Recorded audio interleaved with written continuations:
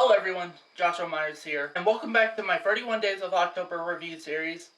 And before I get started with this review, I would like to point out that in my last video, which was my review for the original Halloween 2, I did practically say that my review of the original Halloween 2 was the last of my 31 Days of October review series for this year. And I forgot to mention that it's not the last review actually in this series. I'm still wanting to get to the point where I have 31 reviews or videos in the series. I do apologize for that. I think I was just probably a little bit tired because I was like 4:40 in the morning when I filmed that video. So yeah, some videos are going to be within the month of November for the 31 Days of October review series, which I did mention that in previous videos. Oh, and also, this video is actually being filmed on Halloween, October 31st. So I'd like to say to all my subscribers and anybody new who's watching, happy Halloween. I hope you had a great one and a safe one. And also, tell me in the comments what you guys did for Halloween. I would like to know that. But for me, today what I did for Halloween is I rewatched the original Hellraiser. And that's the film we're going to be doing, and that is Hellraiser from 1987. Somewhere beyond the light and the dark, beyond our secret desires and deepest fears, lies the door beyond all our limits.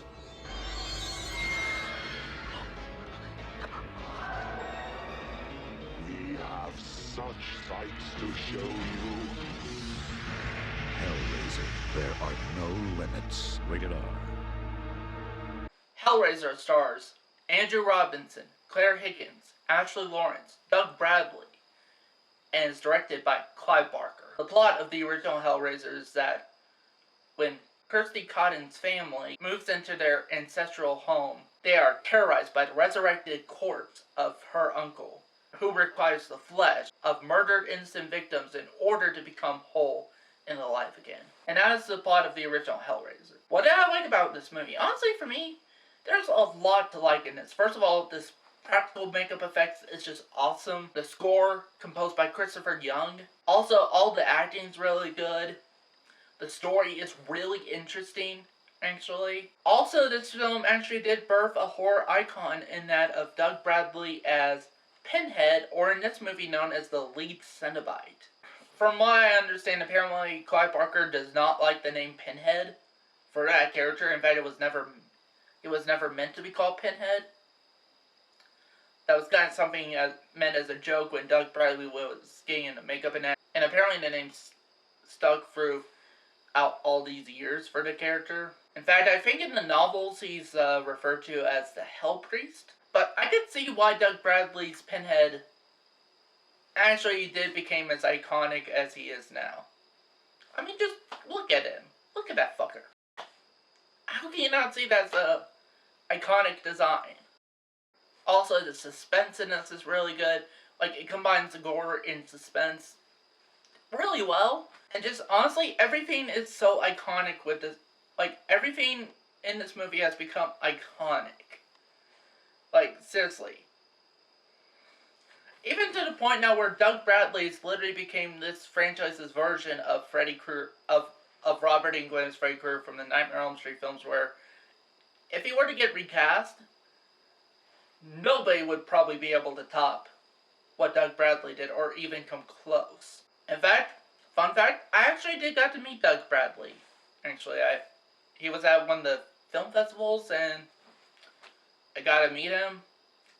Honestly, no offense to Doug Bradley, but when I met him, he was kind of a bit of an ass. So, not one of the friendliest horror actors I met. And fun fact, I actually do have his autograph. So when I met him, I actually got his autograph. I wish I could have got a photo op with him. But I didn't have enough money, so I don't know, maybe next time, if there is a next time, but there is. I'm not sure if you could see it real well. It says, "To Joshua, see you in hell, Doug Bradley." So it's on an 8x10 inch photo that I had printed out of the poster to the original Hellraiser. So yeah, that's something that's really cool that I have in my collection.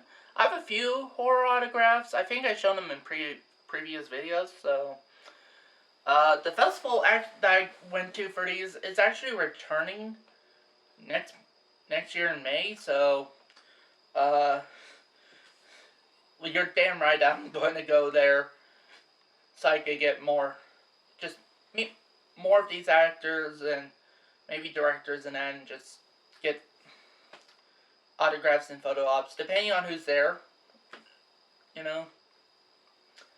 I think me and Josh are thinking about going next year, so that'd be awesome. I would definitely film our trip, so that'll probably be up on my channel by then, so. But yeah, so that's the autograph. Now, what did I not like about the original Hellraiser? Honestly, for me, for one, I think at some points it's a bit too slow of pace, even for my liking. Like, I feel like the movie at times kind of drags on a bit. Also, there's points where it's like really edited weird, and not in a good way at times. And knowing that it's like there's sometimes a few jump scares, and it's like, come on, that's cheap. Other than that, those are my only gripes with the movie. And with that said, I'm going to give Hellraiser a 4.5 out of 5 stars. It's still a really great movie. I still really like it. And it's a film I wouldn't mind trying to attempt to make. I wouldn't mind trying to do a Hellraiser fan film at some point. Which I thought about, if I do, I'd portray Pinhead.